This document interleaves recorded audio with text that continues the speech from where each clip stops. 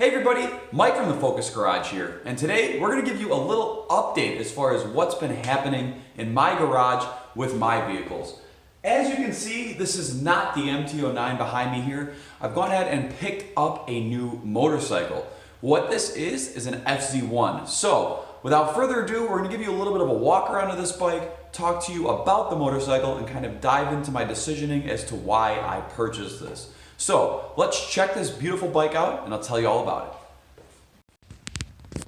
So what we've got here is an FZ1. This particular model is a 2009 model year, which would make it a second generation FZ1. So I'll just give you guys kind of a quick walk around of the bike here. There are a lot of mods. We're not going to dive into all the mods that are on this particular example, but I will show you everything here. So just kind of bear with me while we pan around the bike here, showing you what we've got.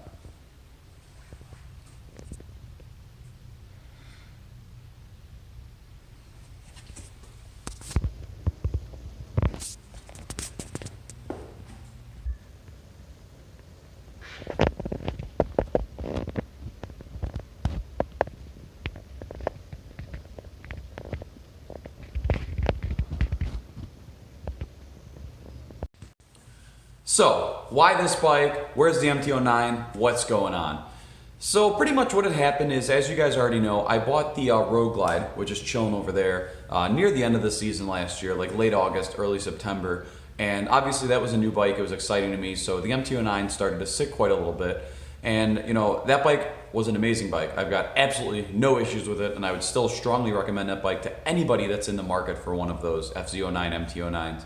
But that particular example for me was a bike that was financed. So this was a motorcycle that was sitting around, that was financed, and then since it was newer, it also had a little bit more of the expensive insurance versus like an older FZ09 or MT-09. So there was a monthly payment on it, there was a monthly insurance on it, and it just wasn't getting used a lot, and the winter was coming. So what actually ended up happening is I wasn't even planning to sell it, but through mutual contacts, I met somebody that worked at a dealership that made me a really great offer for a price on the bike. I took all of my aftermarket parts off the motorcycle and then I sold it pretty much as a stock bike right to a dealership, and then they went and took care of that and sold it on its own. So that was gone. That happened I think late October, early November of last year. And I just kind of started thinking, and I started looking around at other bikes as far as, you know, what you can get for your money, how certain things operate and everything like that, as far as, you know, speed, performance, you know, what bikes feel like. So the Harley's great, and I bought that bike primarily for, you know, longer riding, multiple day trips, 2-up rides and everything like that. But instantly I already did miss having something like the MT-09 that was very eager to lean and kind of quick and punchy and everything like that. So that bike did leave a hole in my riding arsenal, so to speak. So I wanted to kind of, you know, replace that with something else. So I started looking around. And I had some criteria for myself as far as what was important and what isn't and everything like that. And I pretty much wanted something that was very different from the Road Glide, but still something familiar to different bikes that I've owned and ridden in the past. So I started looking at, you know, MT-07s, FZ-07s. I've started looking at some Kawasaki's, some Suzuki's, you know, maybe like the SV650, SV1000, and just looking around. And I came across the FZ1. Now, I won't go, you know, super into detail about the FZ1 and, you know, the models and the differences, but there's 2 generations of them. They made them all the way up until I think 2014 or 2015. The first gen is very, very more sport touring, where the second gen's a little bit sportier, and also carbureted versus fuel injection between the first gen and the second gen. But I landed on the FZ1. I wasn't even particularly in the market for one, but as things always are, Facebook has different plans. So I joined a couple of FZ1 Facebook groups, and I made like an intro post saying my location. I'm looking to maybe pick one of these motorcycles up in the spring, just kind of explain myself and everything like that. And within a matter of minutes, I had a few people private messaging me saying that, you know, they'd possibly be interested in selling them or selling me their bikes, that they're local to where I live, you know, come check it out, blah, blah, blah. All of this was in early February, and in my mind, I'm like, well, I'm not really trying to buy a bike right now in Chicagoland. It's winter time. I'm not going to be able to ride it for a while. So just kind of like tabled it, backburned it. A few days go by, somebody else starts messaging me, and it's about this beauty here. So I'm a sucker for, you know, tasteful mods, and when it comes to motorcycles, it's really one of those things where you don't really get much of your money back for modifications that you spent on the bike. So if you're buying something that's, you know, older, it's in your best interest to get something that's maybe already got some of the modifications that you would have done. Sorry about that. We had some technical difficulties there with our seating situation, so we have relocated and we're back by the bike. So anyways, what I was saying is it makes sense to buy something if you're looking at used motorcycles with a lot of the mods that you're kind of looking to already do that have already been done, because mods really don't add much value to motorcycles, if any, and then especially the older you get, the less impact it's going to have on the price. So you can usually find a lot of, cleaner, lower mile examples that have a lot of tasteful modifications done, such as like intake mods, exhaust, tunes, things like that, when you individually do them by yourself over time, they're going to add up to be a lot of money. But if you're buying something as a complete package, which somebody else already has done, it's not going to be so bad. So this guy starts messaging me about this bike here, and I have to go check it out. It's got pretty much every mod that I would think about doing on the motorcycle. It's in a beautiful color. He's got these very, very nice forged wheels on the motorcycle that just totally change the look of it. I'm like, okay, fine, I'll go check it out. Long story short, I look at it. It's exactly how he described it. The guy was super polite, super nice. Great bike.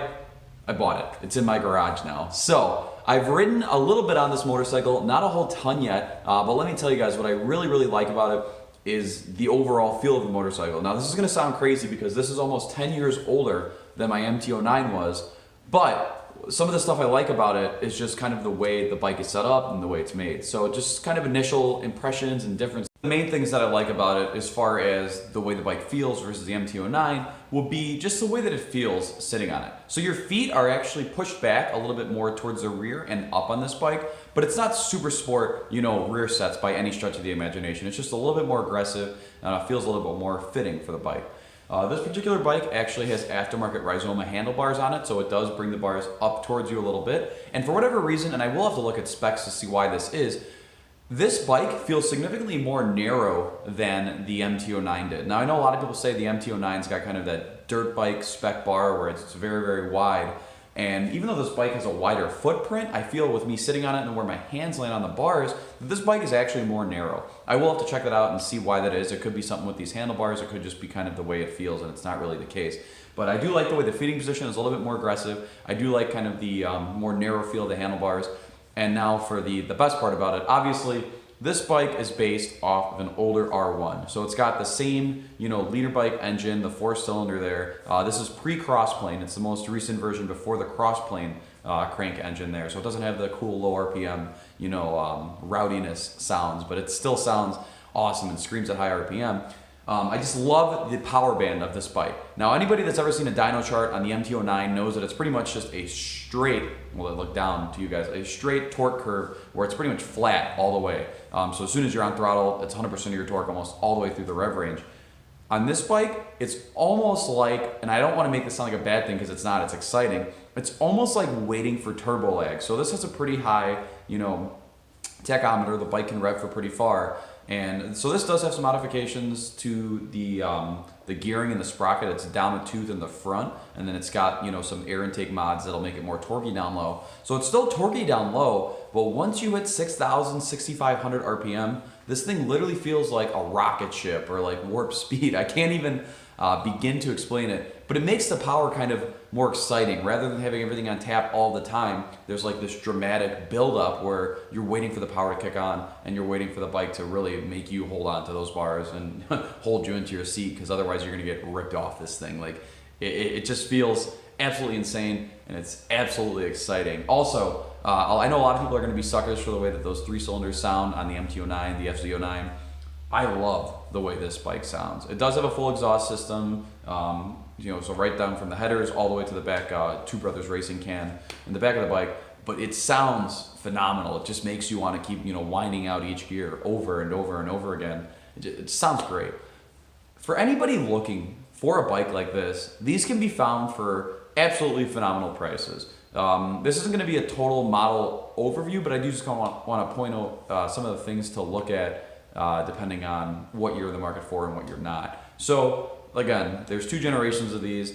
Anything pre-06 is a first gen, anything 06 and newer is a second gen. The first gen is more kind of sport touring. Bike gets a little bit better fuel range, it's a little bit more compliant in the suspension, whereas the second gen is a little bit more aggressive, but it is fuel injected.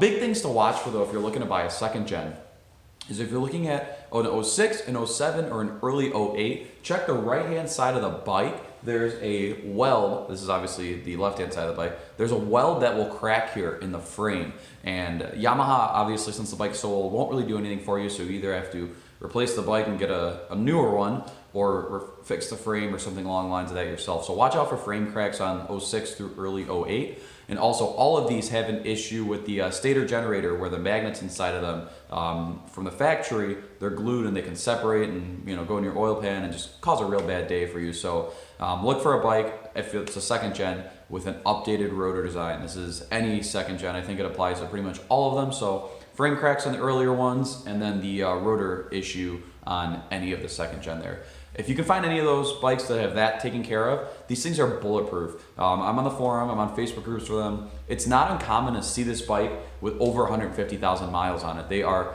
dead reliable as long as you change the oil and take care of it, do your chain maintenance and everything like that. These bikes are very, very reliable machines that don't need a lot to keep them on the road. That was one of the things that appealed to me, and just the amount of performance and bike that you get for the money with this, it's very unparalleled with other stuff. And I know, nobody needs a 1000cc bike for any reason whatsoever. I mean, you can rip around on a 250 for all I care, for all anyone cares, and have a bunch of fun.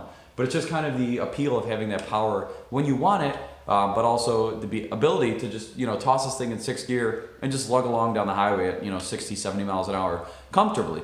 This does have kind of a more little speed screen front fairing windshield here. So you can actually kind of like tuck to the tank and make it very sport bike-esque when you're riding it. Or you can sit completely upright as a true naked bike and just enjoy it. It's got a little small fairing in the front, so it's not a total naked bike. I don't know if you'd call it that exactly. I still would, because all of the engine and everything like that is totally exposed. Again, it's crazy that this bike is so much older than my MT-09 / FZ1, and there's so much shared design language in the motorcycle, and so much shared just influence and styling between the two bikes, even though there's, essentially this came out in 06 versus the 09 coming out in, I think, 14. So, there's almost 10 years of differences there, and they really keep the language the same with that. I'm not sure if I said already, I probably did, but this one's at 09 right here with 16,000 miles on it. And again, I'm not really worried about anything. I've already got my oil changed on it. I'm ready to rip for this season. Done some miles on it so far. It's been chilly out. We're still kind of waiting for the weather to break here in Illinois, but I've absolutely loved the bike so far. I want to get into motovlogging this year, so between the Harley and between this, I am going to be trying to kind of, get a helmet set up with my mic and my GoPro, so that way I can bring you guys along. You can hear what it sounds like to be on this bike, hear what it sounds like to be on the Harley, and just take you along for my rides, show you what I'm seeing, and kind of just include you guys in the experience, because that's one of those things I wanted to get into last year, and just I kept pushing it back. So I want to get into motovlogging this year. Having 2 different motorcycles to alternate between will make it more exciting for me, and something that I'm going to be interested in doing. Drop a comment down below what you think of this bike. Do you guys know anything about them? Are there particular things that you want to see about this motorcycle? Because I am stoked to have it. I know it's crazy to say this, but I like this bike more than the MT-09 a lot. And it's hard to say that because, years of innovation, improvements, you would think that the MT-09 would be a better bike. But for the riding that I do and just the overall feeling that I was expecting for, this bike is a much more satisfying machine to me to ride. So that's kind of where we stand with that. Before we close this one out, again, obviously, most of you probably aren't have any interest in this if you clicked on a Yamaha FZ1 video, but I do want to give you an update in the garage as far as what's been going on with the Harley Davidson that we've got chilling over there that I keep pointing to that you guys can't even really see. So give me just a second, we'll go pan over there, we'll check that bike out, I'll tell you what I've been doing with that, and then we'll close this one out. So we've got the Road Glide over here, which is pretty much in its completed form after the winter for the most part.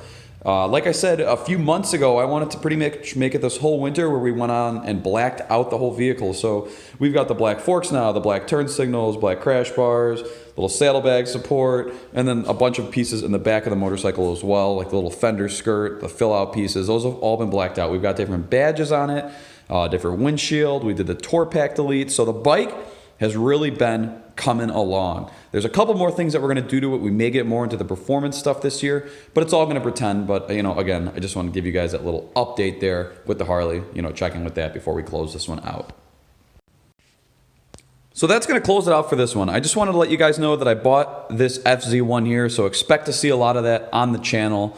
And, you know, with the weather about to warm up, we're going to be doing a full kind of in-depth review of this bike, the modifications it has, what it's like to ride, and give you a full experience of that. So that's Mike from the Focus Garage signing off, and I will catch you guys in the next video.